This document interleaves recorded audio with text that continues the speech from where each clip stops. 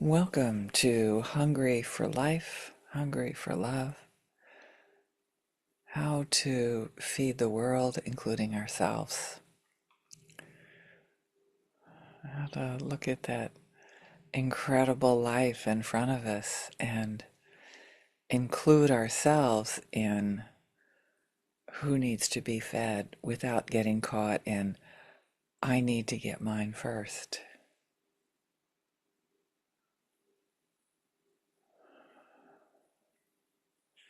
Breathe into whatever comes up when you hear that.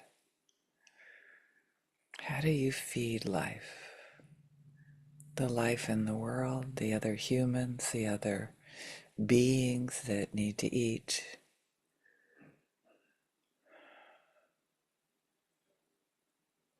How do you even feed the dead who are alive in us in a way that's feeding life at the same time?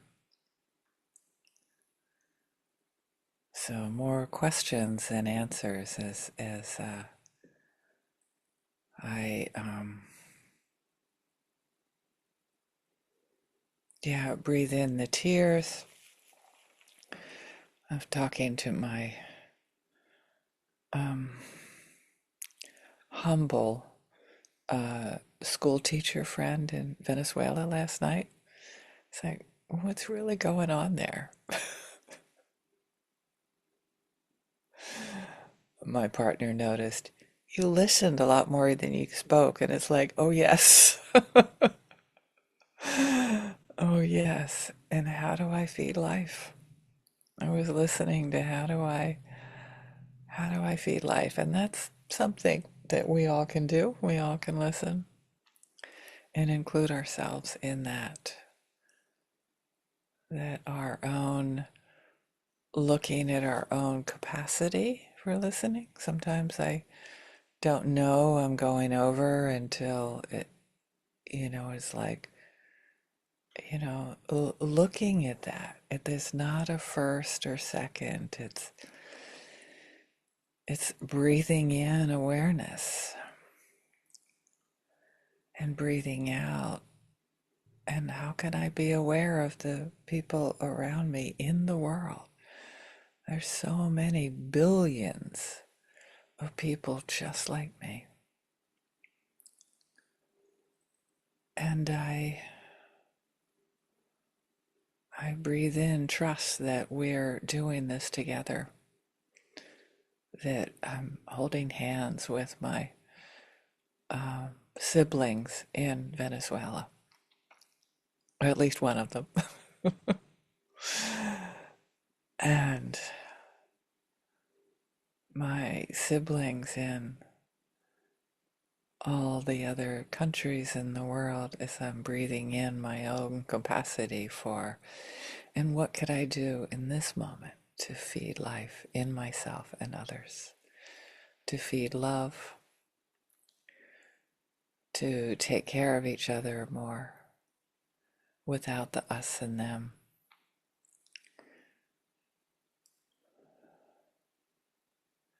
Including my capacity, because too much despair can be,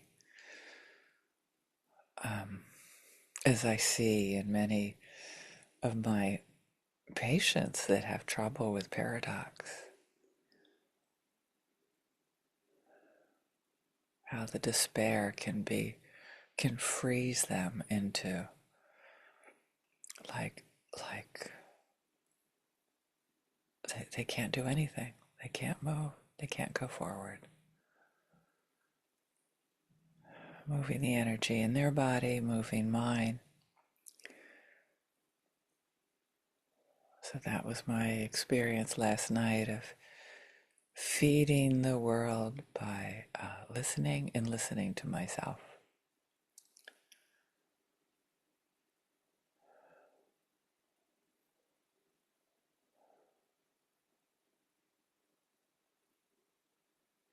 And how it it another example of yesterday of feeding my client who needs a little extra Many of you heard me say that. It's like sometimes they need a little extra, and and sort of reaching into my capacity and not overdoing it, but being very, very clear about this is a little extra, and you've got to meet me here for me to continue. It's amazing how that feels when it works. I'm wondering if I can continue to reach into that dance. What is my capacity for giving and being present? What is my capacity for contributing to all of life? That includes myself.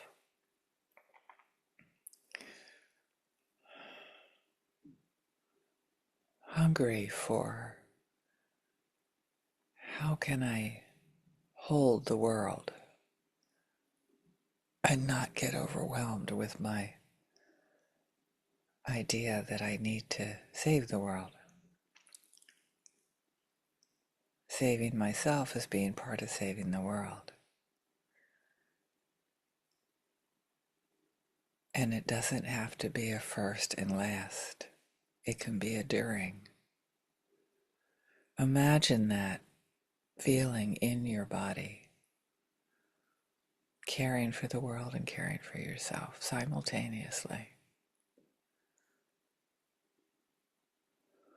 We've got two hands. We can put the oxygen mask on ourselves and we can reach out a helping hand to someone else. If we have the resources.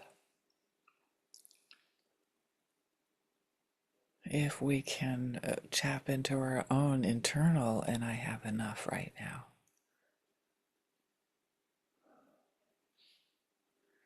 Stay with your own breath, move from your own desire to contribute to life in the world, to love in the world, to us getting along and caring for each other, and noticing when it's too much, when I'm doing too much, when I get overstretched.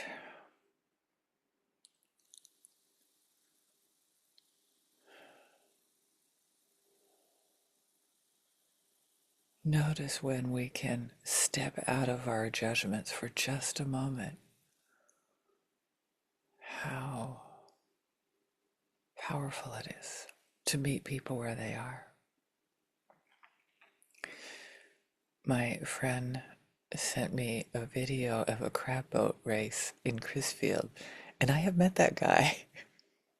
Initial impression was a judgment. He is an arrogant, self-obsessed, like, asshole. I I own it. It comes up. It's part of the human condition to judge others. And there was a little bit of a, when he lost the race, a little bit of a, like, ha ha ha. And that too is like embarrassing that that comes up, but I've got to own it and notice it comes up.